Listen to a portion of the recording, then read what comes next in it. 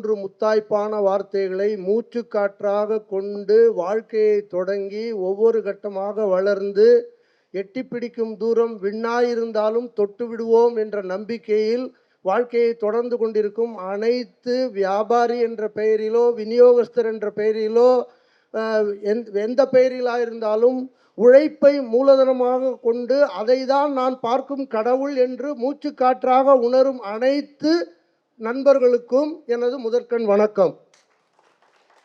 இப்போ நம்ம ஒவ்வொருத்தரும் ஒவ்வொரு ஜாதி மதம் எதுலையோ இருக்கோம், எவ்வளோ புக்குகள்லாம் படிக்கிறோம். ஆனால் வாழ்க்கைக்கு ரொம்ப முக்கியம் என்ன?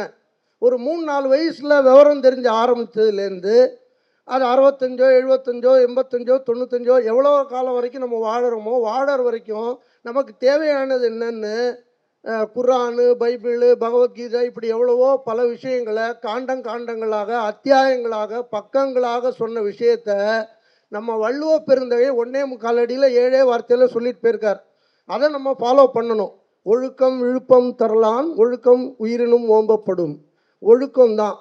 அந்த ஒழுக்கம் ஏன் அந்த ஒழுக்கத்தை பற்றி பேசுகிறேன்னா, ஒழுக்கம் எல்லாருக்குமே முக்கியம். இருந்தாலும் நம்ம வியாபாரிகளுக்கு அது ரொம்ப முக்கியம். ஒழுக்கம்தான் நம்மளை உயர்த்தி கொண்டு போகும். ஒழுக்கத்தோடு உள்ள உழைப்பும் உயர்வு தரும். ஒழுக்கம் இல்லாமல் நம்ம செய்கிற எந்த விஷயங்களும் நமக்கு உயர்வு தர மாதிரி இருக்கும். அது ஒரு காணல் நீராக வேற ஒரு இடத்துல கொண்டு போய் நம்மளை விட்டுரும். அதனால் ஒழுக்கத்துக்கு ரொம்ப முக்கியம் கொடுத்து இது பண்ணணும்னு நான் நினைக்கிறேன். அப்புறம் நம்ம சங்கம் ப்ளஸ் எந்தெந்த இடத்துல எங்கெங்கெல்லாம் சங்கங்கள் தோற்றுவிக்கப்படுதோ அதோட பர்பஸ் என்ன, நோக்கம் என்ன, அது எப்படி வளருது என்னங்கிறலாம் பார்க்கும்போது சங்கம்னு சொன்ன உடனேயே நமக்கு தோன்ற முதல் விஷயம் என்னன்னா, தமிழ்ச்சங்கங்கள்.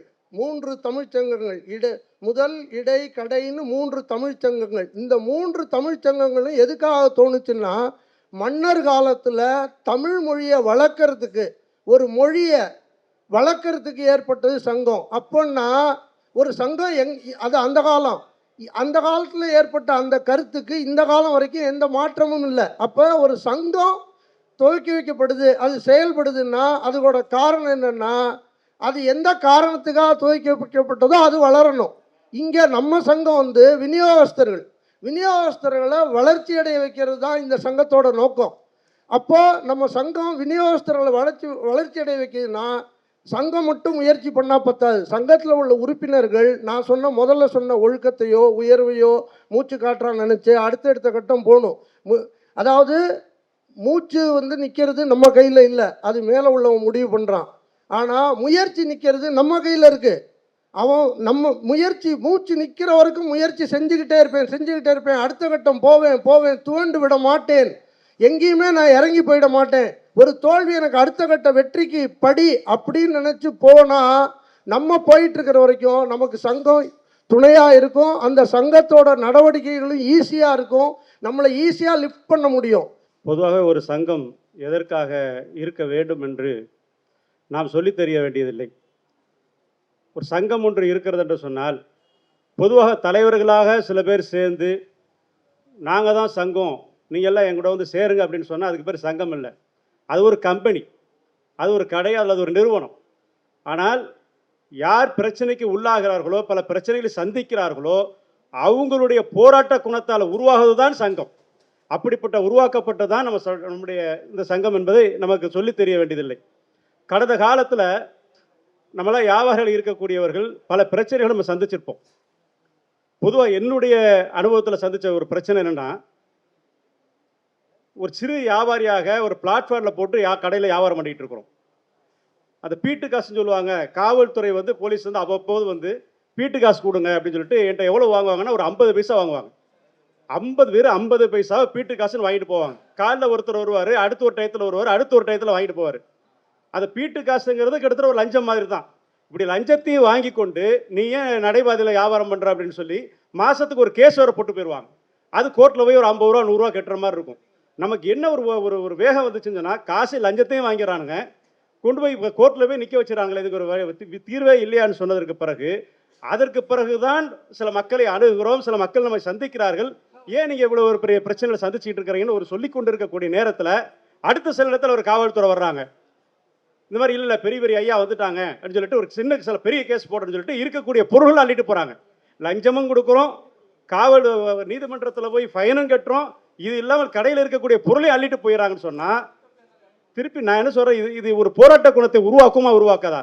இவங்களை ஏதாவது ஒரு வழி பண்ணணும்னு சொல்லி இருக்கிற நேரத்தில் தான் சில அந்த நேரத்தில் இருக்கக்கூடிய ஒரு வியாபாரிகள் சங்கம் நம்மை அணுகிறாங்க. அணுகிறதுக்கு பிறகு இனிமேல் ஒரு பைசா அவங்களுக்கு காசு கொடுக்காதீங்க. ஒன்று நம்ம வந்து காசு கொடுத்து வியாபாரம் பண்ணணும், இல்லையா காசு கொடுக்காமல் போராடி வியாபாரம் பண்ணணும். காசையும் கொடுத்து பொருளையும் கொடுத்து கோர்ட்டில் கொண்டு போய் பணத்தையும் கட்டி இதுக்கு பேர் ஒரு ஏமாளித்தனம் என்று சொன்னதற்கு பிறகு அதற்கு பிறகு போராடி அதற்கு ஒரு லைசன்ஸ் வாங்கி அதுக்கு பிறகு நிம்மதியாக வியாபாரம் செய்யக்கூடிய ஒரு சூழல் உருவாகுது. இது எதனால் ஆச்சு என்று சொன்னால், ஒரு சங்கத்தால் தான், ஒரு இயக்கத்தால் தான், பல மக்கள் சேர்ந்து பல வேர்வைகள் சிந்தி பல பிரச்சனைகள் சந்தித்து உருவாக்கப்பட்ட சங்கத்தால் தான் முடிந்தது. அப்போ சங்கம் எதற்கு நமக்கு அவசியம் என்று சொன்னால், இருக்கக்கூடிய வியாபாரம் செய்து கொண்டிருக்கக்கூடிய நேரத்தில் வரக்கூடிய பிரச்சனைகளை உடனடியாக சந்திக்கிறோம். நம்ம வாட்டில் வியாபாரி இருப்போம், இவங்க வாட்டில் தலைவர்கள் இருப்பாங்க, பிரச்சனை சந்திச்சுட்டே இருப்போம். அதற்கு சங்கம் இல்லை. ஒரு பிரச்சனை என்று சொன்னால் உடனே களத்தில் வந்து நிற்கும்.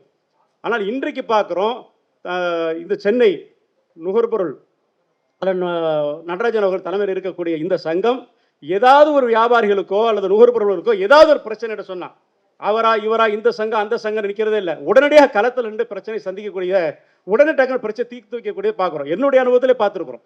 அப்போ இந்த ஒரு சங்கம் என்பது ஒரு ஆளுக்கு ஒரு பிரச்சனை என்று சொன்னால் உடனடியாக களத்தில் நின்று போராடும் பொழுது அதற்கு தீர்வுகளை காணும் பொழுது அந்த சங்கம் கண்டிப்பாக நாளுக்கு நாள் அசுர வளர்ச்சி நோக்கி சென்று கொண்டு போயிட்டு இருக்கும்.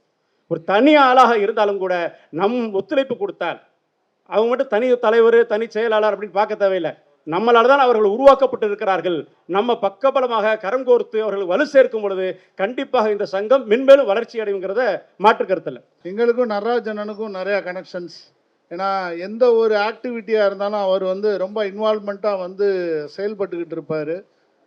இங்கே பேசினவங்க எல்லாம் பார்த்தீங்கன்னா நமக்குள்ள பிரச்சனை எல்லாம் பேசுகிறீங்க. நாங்கள் அதையும் தாண்டி ஒரு கட்டம் தாண்டி அடுத்து இதில் சர்வைவல் எப்படின்றதுக்கு போயிட்டுருக்கோம். அதை பற்றியான ஒரு சில விஷயங்கள் வந்து நான் இங்கே ஷேர் பண்ணிக்கணும்னு நினைக்கிறேன். நாங்கள் எல்லோரும் பார்த்திங்கன்னா ஒரே யூனிஃபார்மாக ஷர்ட் போட்டிருப்போம். இதில் வி பைன்னு ஒன்று பண்ணியிருக்கோம். இதுதான் எங்களோட இந்த வருஷத்தோட எங்களோட ஓட்டம். எங்கள் தலைவர் வந்து பார்த்திங்கன்னா மாதவன் சார் வந்து எப்பயுமே ரொம்ப அட்வான்ஸ்டாக தான் இருப்பார். ஒரு 5 வருஷமாகவே சொல்லிக்கிட்டே இருக்கார். ஏன்னா பல பன்னாட்டு நிறுவனங்கள் வந்து இன்றைக்கி உங்களுக்கு தெரியும், ஜெப்டோ, பிளிங்கிட்டு அந்த மாதிரியான எல்லா நிறுவனங்களும் பார்த்திங்கன்னா இன்றைக்கி மதுரையில் வந்து அவங்களோட டார்க் ஸ்டோர்ஸ் ஆரம்பித்து விநியோகஸ்தர்களை பூரா காலி பண்ணிக்கிட்டு இருக்காங்க. இந்த நேரத்தில் நான் வந்து ரொம்ப பெருமையாக சொல்லக்கூடியது வந்து பார்த்திங்கன்னா 744 உறுப்பினர்கள் கூடிய சங்கம் வந்து இன்றைக்கி தமிழ்நாட்டிலே அதிக எண்ணிக்கையுடைய சங்கம் வந்து மதுரை மாவட்ட நுகர்பொருள் விநியோகஸ்தர் சங்கம். நாங்கள் எந்த சங்கத்தோடையும் இணைந்து செயல்படாமல் நாங்கள் தனித்தன்மையோடு தான் செயல்படுறோம். காரணம் வந்து எங்களுக்கு எந்த ஒரு கார்பரேட்டோடையும் எந்த ஒரு லிங்க் இருக்கக்கூடாதுன்றது. ஏன்னா இங்கே நிறையா சங்கங்கள் வந்து அந்த மாதிரியான விஷயங்களை கொண்டு போயிட்டுருக்காங்க. இந்த விபை வந்து எப்படி பண்ணியிருக்கோம்னா, இது வந்து பார்த்திங்கன்னா stockist association joint action committee. இந்த ஸ்டாக்கிஸ்ட் அசோசியேஷன் ஜாயிண்ட் ஆக்ஷன் கமிட்டியில் வந்து யார் வேணாலும் உறுப்பினராக இருக்கலாம். இந்த கம்பெனி தான் வந்து இந்த விபையை நடத்துது. இந்த விபைன்றது வந்து பார்த்திங்கன்னா எப்படி வந்து பன்னாட்டு நிறுவனங்கள் வந்து பண்ணக்கூடிய ஆன்லைன் ஷாப்பிங் மாதிரி நாங்கள் இந்த விபை ஷாப்பிங் ஆப்பை வந்து இப்போ சமீபத்தில் போன வருஷம் வந்து மதுரையில் வச்சு லான்ச் பண்ணி இப்போ ட்ரையல் ரன்னில் ஓடிக்கிட்டு இருக்கு. இன்னும் ஒரு மாதத்தில் வந்து மதுரையில் வந்து கம்ப்ளீட்டாக பண்ணிவிட்டு மதுரையில் இனிஷியலாக ஸ்டார்ட் பண்ணுறோம். இது வந்து எப்படின்னு பார்த்தீங்கன்னா பன்னாட்டு நிறுவனங்களுக்கு இன்றைக்கி டெலிவரி செய்யக்கூடிய இந்த எங்களோட டெலிவரி பார்ட்னர் வந்திருக்கார் மிஸ்டர் அன்பு கிக்கா. அவர் வந்து பார்த்திங்கன்னா இங்கே பிஸ்னஸ் பண்ணிக்கிட்டு இருக்கார். மதுரையை சார்ந்தவர் தான். A2B, KFC, அப்பளோ ஃபார்மசி. அதே மாதிரி பார்த்திங்கன்னா ஸ்விக்கி கோயம்புத்தூர், சென்னை பண்ணிக்கிட்டு இருக்கார். இவரை வச்சு தான் அங்கே நாங்கள் டெலிவரி பண்ணிக்கிட்டு இருக்கோம். அதனால் நம்ம சங்கத்தில் வந்து நம்மளோட பிரச்சனைகளை ஒரு பக்கம் தீர்க்கிறதுக்கான விஷயங்களை போராடினாலும் இந்த மாதிரியான ஒரு விஷயங்களுக்கு இனிஷியேட்டிவ் எடுத்திருக்கோம். இதுக்கு நீங்கள் எல்லோரும் சப்போர்ட் பண்ணுங்கள். இப்போ நாங்கள் பண்ணிக்கிட்டு இருக்கக்கூடிய விஷயங்கள் வந்து பார்த்திங்கன்னா இன்னொரு ஒரு மாதத்தில் நீங்கள் சென்னையில் இங்கே ஸ்டார்ட் பண்ணலாம் இந்த ஆப்பை. ஏன்னா அந்த மாதிரியான ஒரு பேங்க் இன்டகிரேஷன், செட்டில்மெண்ட்டிலேருந்து எல்லாமே அந்த மாதிரியான ஒரு விஷயங்களை வந்து ரொம்ப தொலைநோக்கோட இன்றைக்கி வந்து நாங்கள் மதுரையோடு அதை நிப்பாட்ட போகிறதில்ல. இன்னும் ஒரு 2-3 மாதத்தில் வந்து பார்த்திங்கன்னா தமிழ்நாடு முழுக்க நம்ம வந்து இதை வந்து இந்த ஆப்பை வந்து இன்ஸ்டால் பண்ணலாம். இதனால் வந்து கடைகளுக்கு எந்த பாதிப்பும் இருக்காது. ஏன்னா இதில் வந்து A to Z எல்லா ப்ராடக்ட்ஸும் நம்ம வாங்கிக்கிற மாதிரி. இது ரொம்ப சிம்பிள் தான். நீங்கள் வந்து பார்த்தீங்கன்னா இன்றைக்கி நமக்கு பெரிய சேலஞ்சாக இருக்கிறது வந்து டெலிவரியில் வந்து பெரிய சேலஞ்சாக இருக்குது. இந்த ஆப்பை பொறுத்தளவில் டெலிவரிக்கு அவர் வந்துடுவார், டெலிவரி பார்ட்னர். இது கன்சியூமருக்கு மட்டும் இல்லை, கடைகளுக்கு நம்ம வந்து கொண்டு போகிற மாதிரியான ஒரு ஆப்பை தான் வந்து நாங்கள் டெவலப் பண்ணியிருக்கோம். வாய்ப்பளித்தமைக்கு நன்றி. கண்டிப்பாக வந்து நடராஜனுக்கு ரொம்ப தேங்க்ஸ். சென்னை அனைத்து நுகர்பொருள் விநியோகஸ்தர்கள் நலச்சங்கத்தின் 16வது ஆண்டு விழாவை தலைமையேற்று நடத்தி கொண்டிருக்கின்ற சங்கத்தினுடைய தலைவர் அருமை சகோதரர் நடராஜன் அவர்களே, நிகழ்ச்சிக்கு வருகை தந்திருக்கின்ற தமிழ்நாடு உணவுப் பொருள் வியாபாரிகள் சங்கத்தின் ஆலோசகர் அண்ணாச்சி ஜெயபிரகாசம் அவர்களே, தமிழ்நாடு உணவுப் பொருள் வியாபாரிகள் சங்கத்தின் தலைவர் அண்ணாச்சி வேல்சங்கர் அவர்களே, சங்கத்தினுடைய கௌரவ செயலாளர் சாய் சுப்பிரமணியம் அவர்களே, மதுரை நுகர்பொருள் விநியோகஸ்தர்கள் சங்கத்தினுடைய தலைவர் அண்ணாச்சி மாதவன் அவர்களே, தமிழ்நாடு வணிகர் சங்கங்களின் பேரவை சார்பாக கலந்து கொண்டிருக்கின்ற பொதுச் செயலாளர் தம்பி மெஸ்மர்காந்தன் வெள்ளையன் அவர்களே, தென் சென்னை மேற்கு மாவட்ட தலைவர் தம்பி துரைமாணிக்கம் அவர்களே, மத்திய சென்னை மாவட்ட தலைவர் அண்ணன் தேவராஜ் அவர்களே, செய்தி தொடர்பாளர் ஆல்பர்ட் அந்தோணி அவர்களே, மாநில இளைஞரணி அமைப்பாளர் அம்ஜி சரவணன் அவர்களே, வடசென்னை மாவட்ட செயலாளரும் வழிகாட்டு குழு உறுப்பினருமான அண்ணன் மறையூர் கருப்பையா அவர்களே, வணிகர் சங்க பேரவையின் மாநில துணைத் தலைவர் கோ தர்மராஜா அவர்களே, வடசென்னை கிழக்கு மாவட்ட தலைவர் அண்ணன் SRB ராஜன் அவர்களே, தமிழ்நாடு வணிகர் சங்க பேரவையின் மாநில துணைத் தலைவரும் நிதிக்குழு தலைவருமான அண்ணன் ஆலந்தூர் பி கணேசன் அவர்களே, மாவட்ட செயலாளர் அண்ணன் தங்கதுரை அவர்களே, சட்ட ஆலோசகர் தம்பி ரமேஷ் அவர்களே, பழம்பொருள் சங்க தலைவர் பூவை ஜெயக்குமார் அவர்களே, மற்றும் இருந்து கொண்டிருக்கின்ற நிர்வாகிகளை, உங்கள் அனைவருக்கும் தமிழ்நாடு வணிகர் சங்கங்களின் பேரவை சார்பாக எனது வணக்கத்தை தெரிவித்துக் கொள்கிறேன். நண்பர்களே, இந்த மேடையில் வீட்டிற்கக்கூடிய பலர் தமிழ்நாடு வணிகர் சங்க பேரவை நிர்வாகிகளுக்கு சரியாக அறிமுகம் இருக்காது. அண்ணன் வேல் சங்கர் அவர்களின் தகப்பனார் ஐயா சுந்தரமூர்த்தி அவர்கள்தான் நுழைவு வரி போராட்டத்தின் போது போராட்ட குழு தலைவராக நமது பேரவையின் நிறுவன தலைவர் அண்ணன் வெள்ளையன் அவர்களை அறிமுகம் செய்து அவரை போராட்ட குழு தலைவராக அறிவித்தவர் ஐயா சுந்தரமூர்த்தி அவர்கள். அதே போல் ஜெயபிரகாஷ் நாச்சி பேசும்போது சொன்னாங்க, உண்மைதான். அவங்களோட கூட்டங்கள் அனைத்துமே பட்டய கணக்காளர்கள், வழக்கறிஞர்கள், அந்தந்த ஃபீல்டில் எக்ஸ்பர்ட்டாக இருக்கிறவங்கள வச்சு மிக சிறப்பாக கூட்டங்களை நடத்தக்கூடியவர்கள். அண்ணாச்சி மாதவன் அவர்கள் நுகர்பொருள் விநியோகஸ்தர்கள் சங்கம், மதுரை நுகர்பொருள் விநியோகஸ்தர்கள் சங்கம் ரொம்ப சிறப்பாக அவங்க ஒரு லிஸ்ட்டு கொடுத்தாங்க. பார்த்தீங்கல்ல, எந்தெந்த கம்பெனி பிளாக் லிஸ்ட்டில் இருக்குது, எந்தெந்த கம்பெனியிலெல்லாம் விநியோகஸ்தருக்கு வர வேண்டிய பணத்தை வாங்கி கொடுத்தோங்கிறதெல்லாம் அவ்வளவு சிஸ்டமேட்டிக்காக துல்லியமாக நடத்தக்கூடியவங்க. இன்னும் சொல்லணுன்னா, நம்ம ஏற்கனவே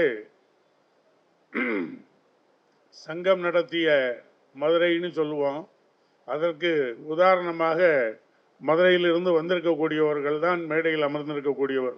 அவர்களுக்கு தமிழ்நாடு வணிகர் சங்கங்களின் பேரவை சார்பாகவும் சென்னை அனைத்து நுகர்பொருள் விநியோகஸ்தர்கள் சங்கத்தின் சார்பாகவும் மீண்டும் எனது நன்றியை தெரிவித்துக் கொள்கிறேன். நண்பர்களே, இங்கு பேசின எல்லாருமே விநியோகஸ்தர்களுக்கும் தயாரிப்பாளர்களுக்கும் கடைக்காரர்களுக்கும் இருக்கிற பிரச்சனையை பற்றி பேசினாங்க. அதே நேரத்தில் டிமார்ட் போன்ற ஆன்லைனால் நம்ம வணிகம் பாதிக்கப்படாதுங்கிறத அவங்க என்னென்ன ஏமாற்று வேலைகளில் பொருள் வச்சுருக்காங்கங்கிறத மாதவண்ணாச்சி சொன்னாங்க, ஜெயபிரகாசன் சார் சொன்னாங்க. ஆனால் இந்த போட்டிக்கெல்லாம் காரணம் தெற்கு ஆசியாவிலேயே நிறைய ஜன பெருக்கம், சந்தை, வணிக சந்தை உள்ள ஊர் வந்து இந்தியாவும் சைனாவும் தான். ஆனால் சைனாவோட ஃபுட்டு சாப்பாட்டு முறை வேறு, நம்மளோட சாப்பாட்டு முறை வேறு. இதில் நிறைய கம்பெனிகள், வெளிநாட்டு கம்பெனிகள் குறி வைக்கிறது இந்தியாவை தான் குறி வைப்பாங்க. உதாரணத்துக்கு யாரோ ஆந்திராவில் 3 குழந்தைகளுக்கு மேல் பெற்றால் சந்திரபாபு நாயுடு பரிசு கொடுக்கறதா சொன்னாங்க. ஏன்? நம்ம ஊரில் நம்ம சின்ன பிள்ளையாக இருக்கும்போது அருகருகே உள்ள வீடுகளில் எவ்வளவு குழந்தைகள் இருந்தது. நாங்கள்லாம் 11 பேர் எங்கள் வீட்டில், 6 ஆம்பளை 5 பொம்பளை, இந்த மாதிரி தான் இருந்தோம். முன்னாடி உள்ள வாழ்க்கை முறை, குடும்பங்கள் அப்படி தான் இருந்தது. என்னைக்கு பிராய்லர் சிக்கன் ஒன்று நம்ம ஊருக்கு வந்ததோ அன்னையிலேருந்து யாருக்கும் குடும்ப கட்டுப்பாடு பண்ண வேண்டியதில்லை. அந்த வேலையை பிராய்லர் சிக்கன் இப்போ பார்த்துக்கிட்டு இருக்குது. இன்னைக்கு பெண் பிள்ளைகள் 11 வயசு 12 வயசுலே அவங்க ஏஜ் அட்டன் பண்ணி அவங்களுக்கு கூட நிறைய குழந்தைகளுக்கு, ஆண்களுக்கும் பெண்களுக்கும் மலட்டுத்தன்மை, குழந்தைகள் இல்லை. நம்மெல்லாம் சின்ன பிள்ளையா இருக்கும்போது நாம் இருவர் நமக்கு இருவர், அப்புறம் நாம் இருவர் நமக்கு ஒருவர்னு தான் விளம்பரம் பண்ணாங்க. ஆனால் இன்னைக்கு ஆங்காங்கே எல்லா ஊர்லேயும் குழந்தை கருத்தரிப்பு மையம் இருக்குது. அந்த அளவுக்கு நம்மளுடைய உணவு முறையை வெளிநாட்டு கம்பெனிகள் மாற்றி இருக்குது. நீங்கள் எல்லாருமே உணவுப் பொருள்லேருந்து எல்லா பொருளையும் கடைகளுக்கு சப்ளை பண்ணுறவங்க கூடிய வரையில் நம்முடைய சுதேசி பொருள்களாகவும் நல்ல பொருள்களாகவும் நீங்கள் டீலர்ஷிப் எடுங்க, விநியோகம் பண்ணுங்க. கடைக்காரங்களும் நல்லா இருக்கணும், நம்மளும் நல்லா இருப்போம். அந்த மாதிரி தொழிலையும் சுதேசி தொழிலா சுதேசி பொருளாங்கிறத பார்த்து பண்ணுங்க, அது நல்லா இருக்கும்னு நினைக்கிறேன். அதே மாதிரி எல்லா தொழிலையும் சில கம்பெனிகள் வர்றதும், டீலர் கொடுக்குறோன்னு விநியோகஸ்தர்களை ஏமாத்துறதும் இது தொடர்ந்துக்கிட்டு தான் இருக்குது. என்கிட்ட கூட ஒரு 2-3 கம்பெனிங்க இந்த மாதிரி கம்ப்ளைண்ட். ஆனால் பார்த்தீங்கன்னா எல்லாமே பெரிய பெரிய கம்பெனி. அண்ணாச்சி மாதவண்ணாச்சி பேசும்போது இமாலயன் ட்ரக்ஸ், இமாலயன் ஃபார்மசி எல்லாமே ஒன்று தான். அது பற்றி அது நல்ல ஆயுர்வேத மருந்து ஐட்டுகளை தயாரிக்கக்கூடியது. ஆனால் அவங்க வியாபாரத்தில் இப்படி தான் இருக்கிறாங்க. உதாரணத்துக்கு என்னோட நண்பர், எனக்கு தெரிஞ்சவர், மயிலாப்பூரில் தெற்கு மாட வீதியில் இமாலயா ஷோரூம்னியே வச்சுருந்தார். வேற ஒரு ஆளுக்கு கொடுத்தாங்க. கொடுத்துட்டு இவங்ககிட்ட பணம் வர்றதில் கொஞ்சம் பிரச்சனை இருந்தது. அப்போ பேரவை தலைவர் அண்ணன் வெள்ளையன் இருக்கும்போது, அப்போ நானும் வெள்ளையண்ணன் தான் போய் இது பண்ணி, அதுக்கப்புறம் அதுக்கு ஏதோ அமௌண்ட் கொடுத்துட்டாங்க. எவ்வளோ கொடுத்தாங்கன்னு சரியாக ஞாபகம் இல்லை.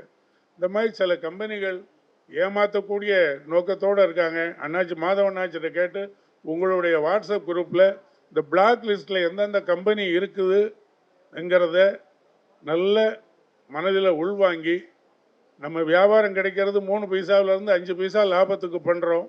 அதே நேரத்தில் யார்கிட்டையும் நஷ்டப்பட்டுறக்கூடாது. அதுக்காக அந்த மாதிரி கம்பெனிகளை தேர்வு செய்து நாம் அனைவரும் தமிழ்நாடு வணிகர் சங்கங்களின் பேரவை, தமிழ்நாடு உணவுப் பொருள் சங்கம், மதுரை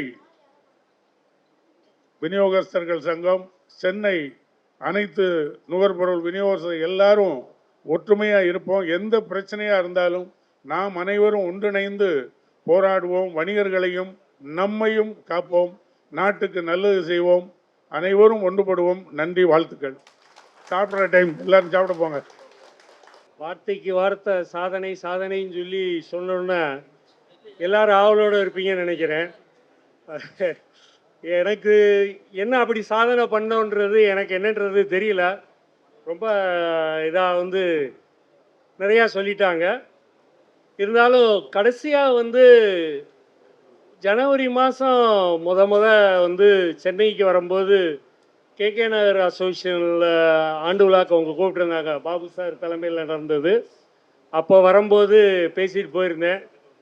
அதில் வச்சு எதுவும் சொல்கிறாங்களான்றது தெரியல. ஏன்னு கேட்டால் இந்த ஒரு இது வந்து பார்த்தீங்கன்னா ஒரு யூனிட்டி தான். எல்லாரும் பேசுனாங்க, யூனிட்டி இருந்தால் இது எல்லாம் வந்து தன்னால் நடக்கும். இது என்னால் ஒருத்தனால் இந்த இதை வந்து செஞ்சிருக்க முடியாது. ஏன்னு கேட்டால் எங்களுடைய சங்கம் ஆரம்பிக்கும் போது வந்து பார்த்தீங்கன்னா ஒரு 15 பேரோடு ஆரம்பித்தோம். இப்போ ஒரு குறுகிய ஒரு 10 ஆண்டுகள் நான் அந்த அசோசியேஷனில் வந்து தலைவராக பொறுப்பெடுத்ததுக்கு அப்புறம் 744 உறுப்பினர்களை கொண்டு நேற்று வர இன்னைக்கு தமிழ்நாட்டிலே வந்து அதிக உறுப்பினர்கள் கொண்ட சங்கம்ன்றத நாங்கள் சொல்லலாம். இதுக்கு வந்து முக்கிய காரணம் செயல்பாடு தான். இப்போ ஒரு சங்கத்தில் செயல்பாடு அப்படின்னா ஒரு இப்போ நடராஜன் சொன்ன மாதிரி ஒரு பிரச்சனைன்னு சொன்னாங்க அப்படின்னு சொன்னால் எந்த ஒரு சங்கத்தில் என்ன கேட்பாங்கன்னா, நீங்கள் உறுப்பினரா, நீங்கள் உறுப்பினர் ஆகுங்க. பிரச்சனைக்கு ஏற்ற மாதிரி டொனேஷன் இருக்கும். எல்லாத்துக்கும் தெரியும்னு நினைக்கிறேன். விநியோகஸ்தர் சங்கம் இதில் நம்ம இதில் வந்து அந்த இது எதுவுமே வந்து கிடையாது. உறுப்பினராக இருக்காரான்றத அதுக்கப்புறம் தான் கேட்போம்.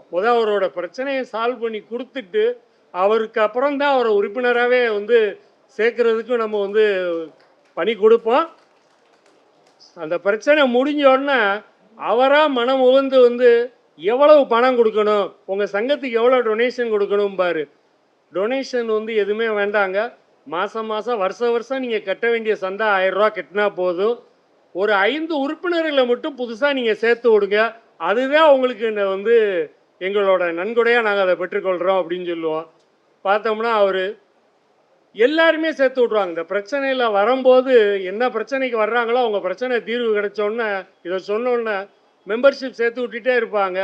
எங்களுடைய மெம்பர்ஷிப்பு பார்த்தீங்கன்னா இப்போ வருஷத்துக்கு ஒரு 80லேருந்து 100 பேர் வந்து அதிகமாகிட்டே போயிட்டுருக்கதை இந்த நேரத்தில் தெரிவிச்சுக்கிறேன்.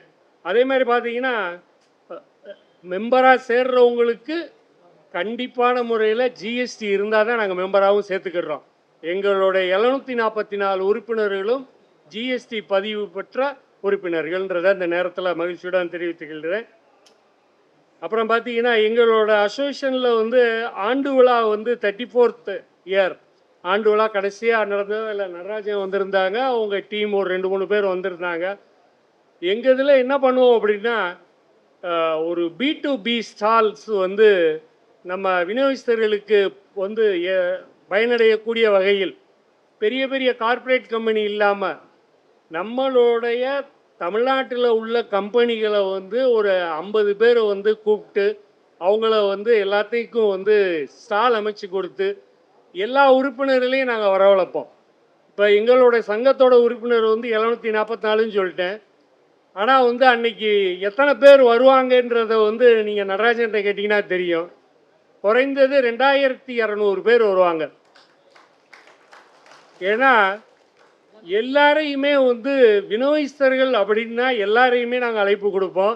இப்போ எங்களோட நான் வந்து சூப்பர் ஸ்டாக்கிஸ்ட்டு டிஸ்ட்ரிபியூஷன் பண்ணுறது அப்படின்னா என்னோட சப் டிஸ்ட்ரிபியூட்டர் ஒரு 200 பேர் இருப்பாங்க. அதே மாதிரி எங்களோட நிர்வாகிகள், இந்த மாதிரி எல்லாரோட சப் டிஸ்ட்ரிபியூட்டர் எல்லாரையுமே கூப்பிடுவோம். வர்றவங்களுக்கு வந்து அந்த ஆண்டு விழாவை வந்து பார்த்துட்டு போவாங்க. அதோடு அவங்களுக்கு பிஸ்னஸும் அவங்களுக்கு கிடைக்கும். அதே மாதிரி பார்த்தீங்கன்னா இங்கே அந்த எம்எஸ்எம்இ இன்னைக்கு ரமேஷ் இங்கே வந்திருக்காரு. இங்கே அவரை நான் வர சொல்லியிருந்தேன். அவங்களும் பார்த்தீங்கன்னா அந்த உத்தியோக் ஆதார் ரிஜிஸ்ட்ரேஷன் ஃப்ரீயாக பண்ணி கொடுப்பாங்க. அதே மாதிரி நிறையா அந்த மாதிரி மெம்பர்களுக்கு சர்வீஸ் இந்த மாதிரி இதெல்லாம் வந்து வருஷத்துக்கு ஒருக்க இந்த இது நடக்கும். ஒரு சின்ன ஒரு இது 2022 வந்து ஒரு 3 வருஷத்துக்கு முன்னாடி நாங்கள் சங்கத்தில் வந்து பிரச்சனைகளை வந்து தீர்த்து கொடுத்தது வந்து உறுப்பினர்களுக்கோட அமௌண்ட்டு பார்த்தீங்கன்னா 1,98,00,000. ஆல்மோஸ்ட்டு 2 கோடிக்கு கம்மி. 1,98,04,990 ரூபா. இதுக்கு வந்து ஸ்பிளிட்டு கேட்டாலும் எங்கள் சங்கத்தில் இருக்குது. இப்போ எங்கள் சங்கத்தில் வந்து பார்த்தீங்கன்னா ஒருத்தர் வந்து பிரச்சனைன்னு வர்றாருன்னா அவர்கிட்ட வந்து அவரோட பிரச்சனையை வந்து எழுதி தபால் மூலமாக வாங்கிட்டு அதுக்கப்புறம் தான் அடுத்தடுத்த கட்டத்துக்கு கொண்டு போவோம். அப்படிங்கும்போது என்ன ஒரு இது டேட்டாஸ்னாலும் எந்த டிஸ்ட்ரிபியூட்டருக்கு என்னைக்கு வந்தாங்க, என்ன பிரச்சனை இருக்குன்றத எங்களால் சொல்ல முடியும். அதே மாதிரி 2023-24 பார்த்தீங்கன்னா 1,80,00,000 ரூபாய்க்கு பண்ணியிருக்கோம். 2024-25 பார்த்தீங்கன்னா 78 லட்சம். ஏன் குறையுது? சங்கத்தோட செயல்பாடுகள் கூடுறதுனால உறுப்பினர்களோட பிரச்சனைகளும் குறையுது.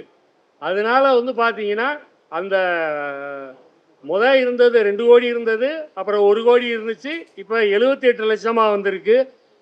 இப்போ இந்த நடப்பு ஆண்டில் பார்த்தீங்கன்னா இது வரைக்குமே 15,14,000 ரூபா தான் கம்ப்ளைண்ட்டாகவே வந்திருக்கு. எங்கள் அசோசியேஷனோட இது மந்த்லி காலண்டர் இருந்தாலே போதும். இந்த மாதிரி ஏமாற்றக்கூடிய கம்பெனிகள் உங்களை சூப்பர் ஸ்டாக்கிஸ்டுக்கு சொல்லுவாங்க, ஒரு 25 லட்சம் கொடுங்க டிடி, நீங்கள் எந்த வேலையுமே பார்க்க வேண்டாம், நீங்கள் சரக்கை மட்டும் எடுத்து வச்சுருங்க, நாங்கள் எல்லாமே பார்த்துக்கிடுவோம், உங்களுக்கு டெலிவரி வேலை மட்டும்தான் அப்படின்னு சொல்லிட்டு ஏமாற்றிட்டு போயிடுவாங்க. அது எப்படி ஏமாத்துறாங்கன்னா, நம்ம ஒரு கம்பெனி ஏற்கனவே பண்ணியிருப்போம், அந்த கம்பெனியில் அவர் ஒரு அதிகாரியாக ஒரு சேல்ஸ் ஆஃபீஸர் இருந்தார், ஏஎஸ்எம்மாக இருந்திருப்பார். அவர் ஒரு கம்பெனியில் போய் வேற ஒரு கம்பெனியில் போய் சேரும்போது அங்கே உள்ள ஒரு இதுக்காக நம்மளை அணுகியிருப்பார். அப்படி வரும்போது நம்ம ஏமாற்றப்படுகிறோம்.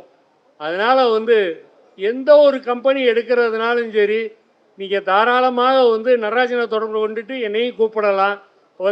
இந்த பிரச்சனைக்கு அதுவே ஒரு பெரிய தீர்வு. ஏன்னா எங்கள் அசோசியேஷனில் பொறுத்த வரைக்கும் 744 உறுப்பினர் இருக்காங்க அப்படின்னு சொன்னால், எந்த ஒரு உறுப்பினர் ஏதோ ஒரு இதுனாலும் சரி அந்த என்ஓசி இல்லாமல் எடுக்கவே மாட்டாங்க. எந்த ஒரு கம்பெனிக்காரங்க போய் என்ஓசி வேணும்னு கேட்டாங்க அப்படின்னு சொன்னால் என்ஓசி இல்லாமல் எடுக்கவும் மாட்டாங்க. பெருங்காலங்களில் மாற்றங்களை நாம் சந்திக்கவில்லை என்றால் தொழில் ஏமாற்றமாயிடும். மாற்றங்களை சந்திக்கணும்னா கோரிக்கைகளுடைய நியாயத்தை கொண்டு வரணும். உங்கள் சங்கத்திற்கு நான் இந்த ஆண்டு விழாவுக்கு ஒரு வாழ்த்துறை வழங்கி ஒன்று கோருகிறேன். உங்கள் உறுப்பினர்களிருந்து வரக்கூடிய கோரிக்கைகளை எங்களுக்கு அனுப்புங்க. உங்களால் முடிஞ்சதை நீங்கள் பாருங்கள், உங்களால் முடியாத சொல்லுங்கள். நாங்கள் வர்றோம், சென்னைக்கு வர்றதுனாலும் வரோம், டெல்லிக்கு போகிறனாலும் போவோம். கோரிக்கைகளை நிறைவேற்றி வணிகம் சுமூத்தாக செயல்பட்டால்தான் வணிகர் ஏன்னா அடுத்த சந்ததியர் நிறைய இடத்துல வரல, கூட ஒரு கேப் இருந்துச்சு, இப்போ பழையபடி கொஞ்சம் வர ஆரம்பிச்சிட்டாங்க. அந்த வணிகர்கள் சந்ததிகள் வரணும்னா 100% பில் போட்டு வணிகம் செய்யக்கூடிய வணிகமாக மாற்றுங்கள். சில இடங்களில் என்ன சொல்லுவாங்கன்னா, இவ்வளோ வரி இருக்கனால என்னால் பண்ண முடியல, அவர் பண்ணுறாரு இப்படி. கவலையே படாதீங்க, தப்பு பண்ணுறவர் யாருன்னு காட்டி கொடுங்க. நான்லாம் சில அதிகாரிட்ட போங்கியே சொல்லிடுவேன், சார் நீங்கள் 18% போட்டனால அவர் வரி ஏற்றி வைக்கிறாரு, இவர் 5% நீங்கள் போட்டிங்கன்னா வரி இருக்காது. இதெல்லாம் நம்ம டெல்லியில் சொன்னதுனால தான் 5% வரியாக நிறைய, அது உங்கள் நுகர்பொருள்கள் நிறைய ஆயிருக்கு. வரியை குறைப்பதற்கு போராடுவோம். 100% வரியை போட்டு வணிகம் பண்ணுங்கள், களவு இருக்காது ஃபஸ்ட்டு. 2வது நிம்மதியாக நீங்கள் தொழில் பண்ண முடியும். உங்கள் தொழில் வளர உங்களோடு நாங்கள் என்றும் உறுதுணையாக இருப்போம் என்று கூறி வாய்ப்பளித்ததுக்கு நன்றி கூறி விடைபெறுகிறேன். நன்றி, வணக்கம். இது 16 ஆண்டு காலம் ஆயிருக்குன்னா ரொம்ப சீக்கிரமாக இந்த 16 ஆண்டு காலம் ஓடி இருக்கு. முதல் நிகழ்வாக அங்கே தான் எங்கள் கூட அண்ணன் இணைகிறாங்க, நடராஜ் அண்ணன். நங்கநல்லூர் விநியோக சங்கம் ஆரம்பித்து பின்பு அது விரிவு பெற்று சென்னை புறநகர் அளவுக்கு இந்த சங்கத்தை விரிவுபடுத்தியிருக்காங்க. அதற்கு அவருடைய முயற்சி, உழைப்பு, நம்பிக்கை தான் காரணம். ஒரு பாய் சொன்னாங்க, அருமையாக சொன்னாங்க, இது சென்னை புறநகருக்குள்ளே இல்லாமல் தமிழ்நாடு விநியோக சங்கம் என்று இருக்க வேண்டும் ஆசைப்பட்டார்கள். அவருடைய ஆசையை அண்ணன் நடராஜன் அவர்கள் நிறைவேற்றுவார்கள் நம்பிக்கையோடு தமிழ்நாடு வணிக சங்க பேரவையின் 43வது மாநில மாநாடு மே 5 கன்னியாகுமரியில் நடைபெற இருக்கின்றது. அந்த மாநாட்டிற்கு நீங்கள் அனைவரும் வருகை தந்து அந்த மாநாட்டை வெற்றி பெற செய்ய வேண்டும் என்று கேட்டுக்கொண்டு, 43 ஆண்டு காலம் ஆயிடுச்சு பேரவை தொடங்கப்பட்டு. ஆனால் இன்றைக்குள்ள காலகட்டத்தில் ஒவ்வொரு அமைப்புகளும் பெரிய பெரிய பில்டிங் வச்சுருக்கிறாங்க, சொந்த காரு, சொந்த டிரைவரு, சொந்த ஆஃபீஸு நிறையா வச்சுருக்கிறாங்க, ஏன் யூடியூப் சேனலோடு வச்சுருக்காங்க. நம்ம அமைப்புக்கு நான் சொன்னது எதுவுமே கிடையாது. அதனால் நம்ம ஏதாவது பண்ணணும், பேரவை வளர்ச்சிக்கு என்ன செய்யலாம் அப்படின்ட்டு யோசிக்கும் பொழுது ஒரு மாபெரும் பம்பர் குலுக்கல் சீட்டு என்பதை முறைப்படுத்தி அவர் டிக்கெட் விலை 500 ரூபா. மேக்சிமம் தமிழ்நாடு ஃபுல்லாக அனைத்து சங்கங்களும் கொடுத்துருக்குறோம். நடராஜன் ரொம்ப கம்மியாக இருக்காங்க. விநியோக சங்கம்னா பெரிய பெரிய ஹோல்சேல் கடை பழக்கம் வச்சுருப்பாங்க, ரொம்ப கம்மியாக வச்சுருக்காங்க. நாங்கள் ஆனந்தூர் வியாபார சங்கமே இந்த ஊர் ஒரு குறுகிய சின்ன ஊர் தான். நானே ஒரு அதிகமான ஒரு கட்டை வாங்கியிருக்கிறேன். உங்களுடைய சார்பாக அண்ணனை கேட்டுக்கிறேன். ஏன் நான் இதை சொல்கிறேன்னா, இந்த வளர்ச்சி நிதிக்கு நான் ஒரு பங்களிப்பாக இருக்கிறேன். ஒரு 15 பேர் குழு போட்டிருக்காங்க, நான் ஒரு ஆளுங்கிறத நான் பெருமையோடு சொல்லிக்கிறேன். இப்போ தலைவருக்கு கார் இருக்குது, ஓட்டுறதுக்கு டிரைவர் இல்லை. பொதுச் செயலாளர் கார் இருக்குல்ல, ஆனால் டிரைவர் கிடையாது. இப்படி தான் போயிட்டு இருக்கு. நம்ம மாற்றணும். இப்போ என்ன செய்யணும்? நமக்காக உழைக்கிறாங்க அவங்க. தலைவரை கூப்பிட்ட உடனே எந்நேரம் போன் எடுக்கக்கூடியது நம்ம தலைவர். நைட்டு 12 மணி ஆகட்டும், படுத்து தூங்குற நேரம் 4 மணி ஆகட்டும், போட்டு எப்போதும் தலைமாட்டில் தான் இருக்கிறோம். போன் எடுத்து பேசக்கூடியவங்க. எல்லா அமைப்புகளும் கார் வச்சுருக்காங்க, டிரைவர் வச்சுருக்காங்க, எல்லாம் வச்சுருக்கிறாங்க. நம்மக்கிட்ட அது இல்லை. அது உண்டாக்கணுங்கிறதுக்காக தான் இந்த மாதிரி ஸ்கீம் ஏற்படுத்தி மேக்ஸிமம் பண்ணிக்கிட்டு இருக்கிறோம். அண்ணன் நடராஜன் வந்து 30 புக்கு வாங்கியிருக்கான்னு நினைக்கிறேன். அது ரொம்ப கம்மி. நாங்கள் 100 புக்கு எதிர்பார்த்தோம். நீங்கள் விநியோகத்தில் இருக்கீங்கன்னா ஒரு புக்கோட விலை வந்து வெறும் 10,000 தான். வெறும் 10,000 தான். மிகப்பெரிய பரிசு இருக்கு. கிட்டத்தட்ட 2000 பரிசு இருக்கு. இந்த குழுக்களை வந்து மாநாட்டு பந்தில் குழுக்குறோம், அங்கே டிக்ளேர் பண்ணுறோம். அதனால் இந்த பம்பர் குழுக்கள் சீட்டு பரிசுக்கு உங்களுடைய விநியோக சங்க நிர்வாகிகள் அனைவருமே ஒத்துழைப்பு கொடுக்க வேண்டும் என்று கேட்டுக்கொண்டு வாய்ப்பு நன்றி கூறி விடைபெறுகிறேன். நன்றி, வணக்கம். நான் சார்ந்துள்ள தமிழ்நாடு உணவுப் பொருள் வியாபாரி சங்கம் தற்போது 81வது ஆண்டை எட்டியுள்ளது. சுமார் 5400 உறுப்பினர்களை தமிழ்நாடு முழுவதும் கொண்டு சிறப்பாக செயல்பட்டு கொண்டிருக்கிறது. ஆனால் இன்று வரை எங்களுக்கு வழிகாட்டியாக திகழ்வது வந்து எங்கள் கௌரவ ஆலோசகர் திரு SP ஜெயபிரகாசம் அவர்கள். எப்போ வந்து ஒரு சங்க நிர்வாகிகள் வந்து தான் வளர்ந்து வந்த பாதையை மறக்கிறாங்களோ அன்றைக்கி அந்த சங்கத்தோட வளர்ச்சி வந்து தடைபடும். இதை நம்ம கண்கூட பல சங்கங்களில் பார்த்துருக்கோம். இன்று வரை நம்ம அட்வைசர் பேசும்போது சொன்னாங்க, நம்ம சங்கம் என்ன மாதிரி செயல்படுது, எப்படி வளர்ந்துட்டு போகிறோம் அப்படிங்கன்னு. அதே மாதிரி நம்ம நுழைவரி போராட்டத்தை பற்றி சொன்னாங்க. அந்த நுழைவரி போராட்டம் அப்படிங்கிறது யாருக்காண்டி நடத்தப்பட்டது அப்படின்னா, ஜவுளி வணிகர்களுக்காக. அன்று அனைத்து தரப்பு வணிகரும் டீ கடை முதற்கொண்டு டீ வெத்தலவா கடையில் முதற்கொண்டு அனைவரும் அன்று 3 நாட்கள் கடையை அடைத்து போராடினார்கள். அன்று உருவாக்கப்பட்ட ஒரு அமைப்பு அப்படிங்கிறது வந்து கூட்டு நடவடிக்கை குழு. அந்த குழு இன்னைக்கு இல்லை. அதே மாதிரி ஒரு ஒற்றுமையை வந்து நம்ம இன்னைக்கு கொண்டு வந்தோம் அப்படின்னா நிச்சயமாக எந்த அரசியல் அமைப்பாக இருந்தாலும் சரி வணிகர் பக்கம் திரும்பி பார்க்கும். இன்றைக்கி யாருமே பார்க்குறதுக்கு இல்லை. என்ன காரணம் அப்படின்னா, நம்ம அனைவரும் பிரித்து வைக்கப்பட்டுள்ளோம். நம்ம என்று ஒருங்கிணைக்கிறோமோ அன்றைக்கி நிச்சயமாக நம்ம பழைய பவர், அந்த பவர் நமக்கு வந்து நிச்சயமாக கிடைக்கும். இந்த பன்னாட்டு நிறுவனங்கள் வந்துருச்சு அப்படின்னு சொல்கிறோம். இது வந்து நேற்று இன்னைக்கு இல்லை, பல ஆண்டுகளுக்கு முன்னையே நமக்கு கண்ணுக்கு தெரியாமல் உள்ளே கொண்டு வரப்பட்ட ஒரு விஷயம். கொண்டு வருவதற்கு காரணம் என்ன அப்படின்னா, நம்ம அட்வைசர் சொல்லும்போது பேசுனாங்க, நம்ம நாட்டின் ஜனத்தொகை உதாரணமாக சொல்லும் போது நம்ம ஆந்திரா முதல்வர் வந்து 3வது பிள்ளை 4வது குழந்தைக்கும் அந்த எல்லா வசதிகளும் செய்து தரப்படும் அப்படின்னு சொன்னாங்க. வெளிநாடுகளில் வந்து பல்வேறு நம்ம இன்னைக்கு வரைக்கும் நம்ம இந்தியாவை பொறுத்த வரைக்கும் பார்த்தீங்க அப்படின்னா ஒரு விற்பனை பண்ணக்கூடிய ஒரு நாடாக தான் இருக்க ஒழிய, அதே மாதிரி டெக்னாலஜி அப்படின்னு பார்த்தீங்கன்னா வெளியே இருந்தால் டெக்னாலஜி வாங்கிட்டு இருக்கோம். இன்றைக்கி வரைக்கும் நமக்கு டெக்னாலஜி வைஸ் வரல. ஆனால் பிற நாடுகளில் பார்த்தீங்க அப்படின்னா எல்லா பொருளும் உற்பத்தி செய்யப்படுகிறது. உற்பத்தி செஞ்சு என்ன பண்ணுவாங்க, அவங்களுக்கு விற்பனை செய்ய வேண்டும். விற்பனைக்கு ஒரு சந்தை வேண்டும். அந்த சந்தை அப்படின்னு பார்த்தீங்க அப்படின்னா அது இந்தியா. என்ன காரணம் அப்படின்னா நம்ம ஜனத்தொகை. அதனால தான் வந்து பல ஆண்டுகளுக்கு முன்னே என்ன வந்தது, நம்ம என்ன டெக்னாலஜி வாங்கினோம், இண்டஸ்ட்ரியல் டெக்னாலஜி வாங்கினோம். அடுத்து மோட்டார் வெஹிக்கிள், அதுக்கப்புறம் கண்ணுக்கு தெரியாமல் நடந்த விஷயங்கள் நிறையா இருக்குது. முதல் உதாரணம் சொல்லணும் அப்படின்னா பேட்டா அப்படின்னு ஒரு ஷூ கம்பெனி இருந்துச்சு நம்ம இந்தியாவில். அதான் நம்பர் 1 இருந்தது. இன்றைக்கி பேட்டாவே காணா போயிடுச்சு. என்ன காரணம்?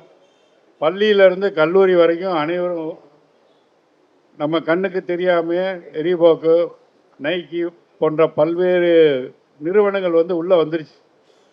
ஆனால் கடைசியாக அவங்க வந்தது வந்து எதில் வந்தாங்க அப்படின்னா நம்ம உணவுப் பொருளை வராங்க. இந்த உணவுப் பொருளுக்கு வந்த பிறகு தான் நம்ம விழிக்க ஆரம்பிக்கிறோம்.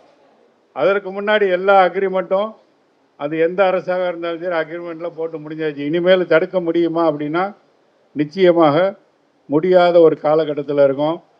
ஆனால் நம்ம நினைத்து ஒருங்கிணைந்தால் நிச்சயமாக நம்ம இதை வந்து நம்ம சாதிக்க முடியும் என்ற ஒரே ஒரு காரணத்துக்காண்டி தான் நம்ம இந்த V-பை கனிமையாக எல்லோரும் பார்த்துருப்பீங்க. எல்லோரும் ஒரே மாதிரி யூனிஃபார்ம் போட்டு நம்ம இது விநியோகஸ்தரில் இருக்கிறதுனால உங்கள் கம்பெனிக்கு வர்ற ரெப்பு அவர் கம்பெனி மணியனை போட்டு தான் வருவார்.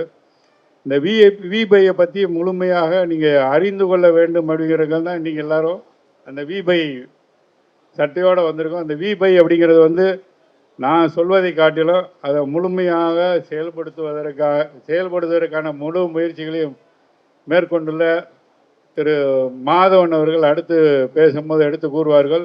அதே மாதிரி அட்வைசர் சொல்லும் போது சட்டத்தை தெரிந்தால்தான் நம்ம வந்து வணிகத்தை தொடர முடியும். நிச்சயமாக இன்றைய உள்ள காலகட்டத்தில் வந்து ஒரு அதிகாரி நம்ம கடைக்குள்ளார வாராரு அப்படின்னா நம்ம ஓரளவுக்காவது சட்டத்தை பற்றி தெரிஞ்சாது அவருக்கு என்ன பவர்னு தெரியும். இன்றைக்கி அப்படி நம்ம அவரை வந்தோடனே அவருக்கு எல்லாம் மரியாதை புறம் கொடுத்துட்றோம். அவர் நம்மகிட்ட என்னென்ன கறக்க முடியுமோ அதெல்லாம் கறந்துட்டு போயிடுறாரு.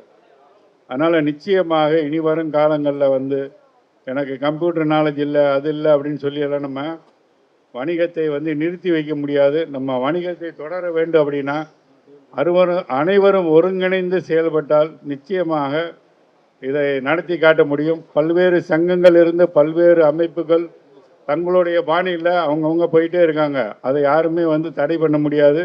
எந்த சங்கத்தையும் குறையும் கூற முடியாது. அவர்களுக்கு ஏற்ற பாணிகளை செயல்பட்டு கொண்டிருக்கிறார்கள். எங்கள் தமிழ்நாடு உணவுப் பொருள் சங்கம் முழுமையாக ஒரு சட்டம் வந்தால் அந்த சட்டத்தில் என்ன குறைகள் இருப்பது என்பதை மட்டுமே நாங்கள் எடுத்து அந்த குறைகளை நிவர்த்தி பண்ணுவதற்கான முயற்சிகளை மட்டுமே மேற்கொண்டு வருகிறோம். இந்த சங்கம் 16வது ஆண்டை எட்டியுள்ள இந்த வேளையில் மீண்டும் பல்வேறு சாதனைகளுடன் 100வது ஆண்டை எட்ட வேண்டும் என்று வாழ்த்தி விடைபெறுகிறேன். நன்றி, வணக்கம். சங்க தலைவர் திரு சௌந்தரராஜன், அன்பு சகோதரர் திரு சௌந்தரராஜன் அவர்களே, திரு சிலம்பரசன் அவர்களே, மற்றும் இங்கு வருகின்றிருக்கும் சங்க நிர்வாகிகளே, சங்க உறுப்பினர்களே, நுகர்பொருள் விநியோகஸ்தர்கள் நலச்சங்கம் அதனுடைய 16வது ஆண்டு விழாவிலே கலந்து கொள்வதில் மிக்க மகிழ்ச்சி. இப்போ பார்த்தீங்கன்னா இங்கே வந்திருக்கிறவங்க எல்லாம் விநியோகஸ்தர்கள் அப்படின்னு எல்லாம் கூப்பிடுறாங்க.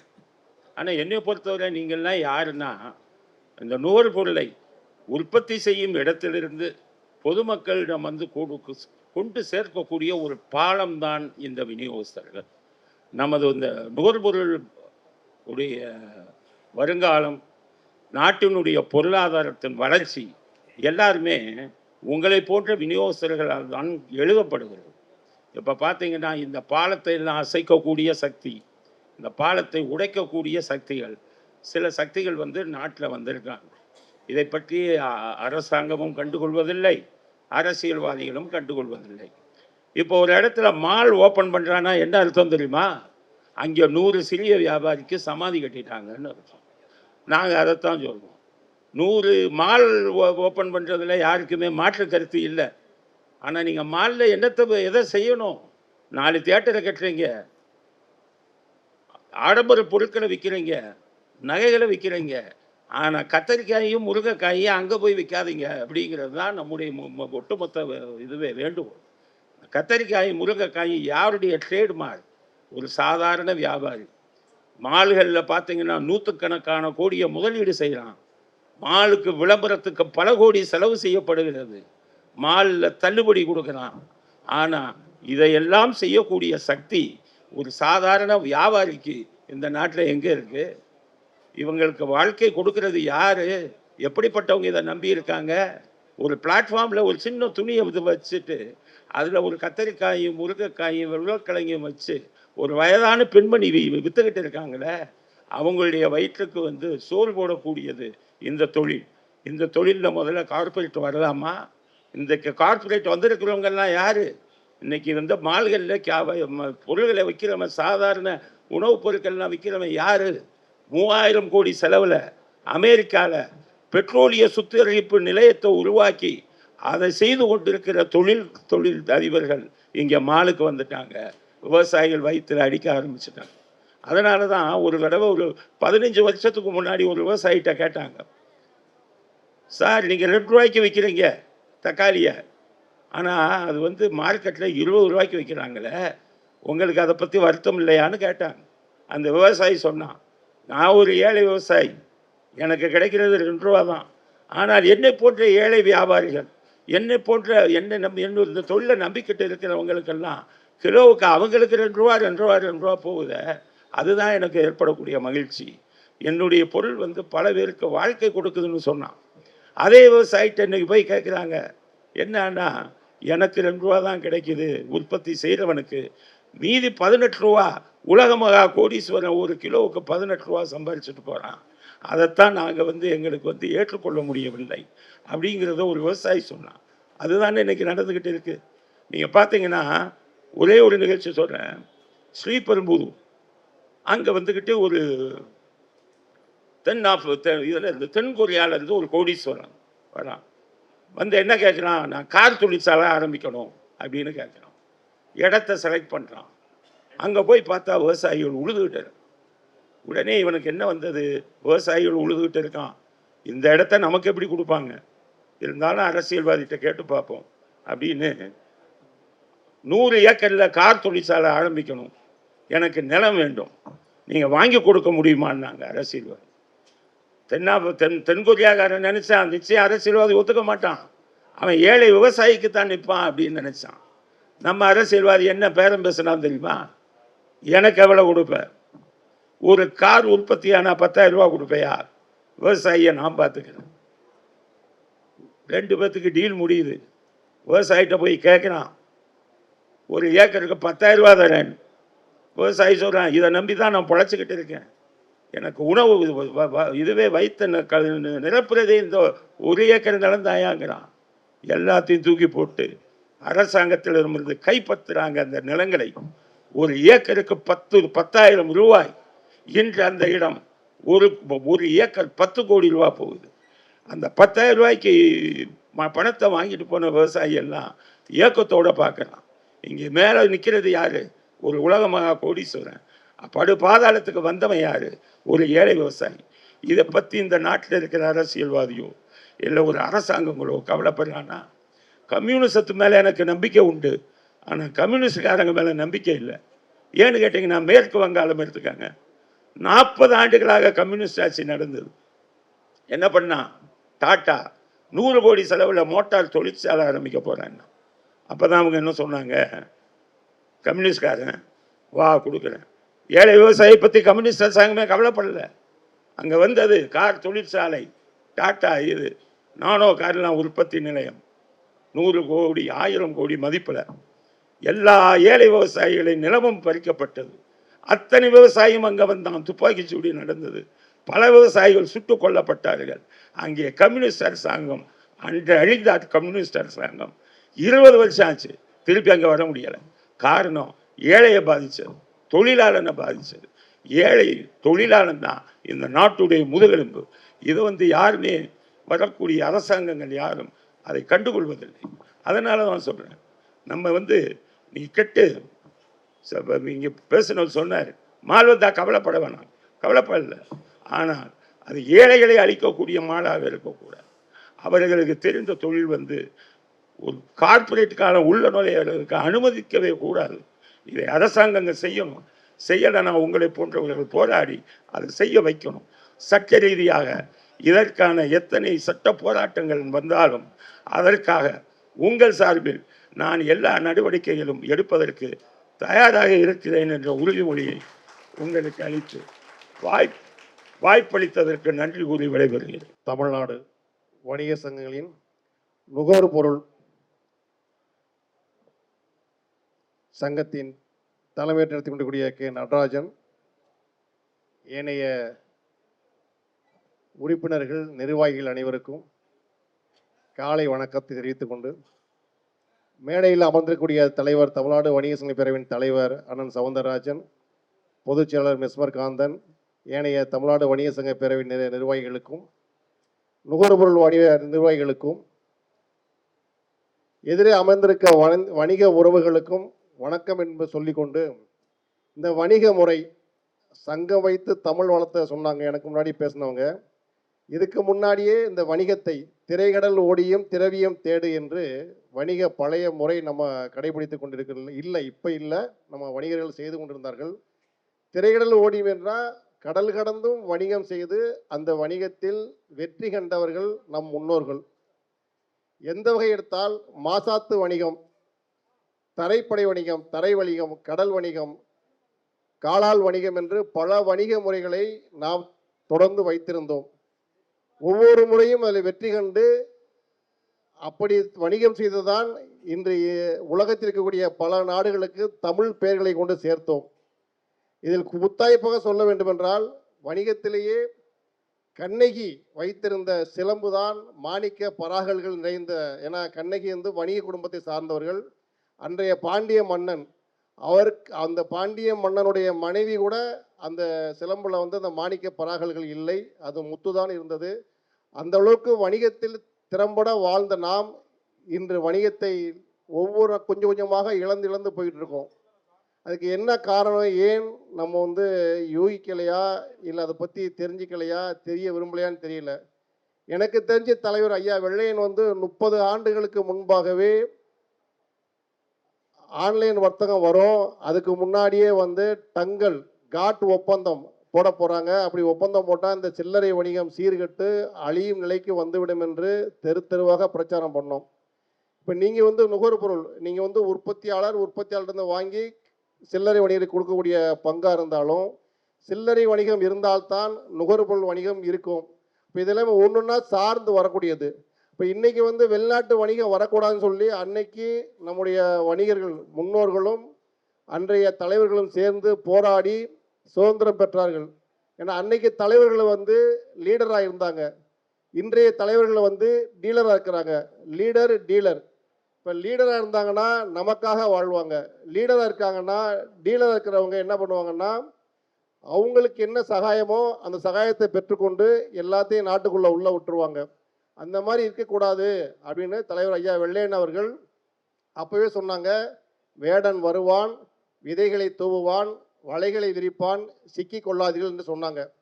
நாம் என்ன செய்யணும் அப்படின்னா, ஒவ்வொரு நாளும் வணிக முறையும் ஆட்சி அதிகாரத்தையும் எந்த அளவுக்கு போயிட்டு இருக்குது, நாம் எப்படி நம்மளை தற்காத்து கொள்வது அப்படின்றதுக்காக தமிழ்நாடு வணிக சங்க பேரவையோடு இணைந்து அதனுடைய ஒவ்வொரு நிகழ்வுகளையும் நீங்கள் அன்றாட பார்த்துட்டு வாங்க. ஒவ்வொரு மே 5 ஆண்டு விழாவுக்கும் வாங்க, குடும்பத்தோடு வாங்க, அங்கே நடக்கிற தீர்மானங்களை கேளுங்க, அந்த தீர்மானம் கொண்டு போய் கடைகோடி மக்கள்கிட்ட சேருங்க. ஏன்னா வணிகர்களால் முடியாதது எதுவும் சாதிக்க முடியாது. ஏன்னா நாம் தான் மக்களோடு தொடர்பில் இருக்கிறோம். அப்படி நமக்குள்ள பிரச்சனைகளை பேசி களைவதற்கும் இணக்கமாகவும் இணைந்து வாழ்வதற்காகவும் எங்களோடு பயணிக்கூடிய உங்களுடைய நடராஜன் அவர்களை தொடர்ந்து பயணிக்க வேண்டும். உங்களுடைய தேவைகளுக்கும் எங்களோடு இணைந்து செயல்படுவோம். வெற்றியை காண்போம் என்று கூறி விடைபெறுகிறேன். நன்றி, வணக்கம்.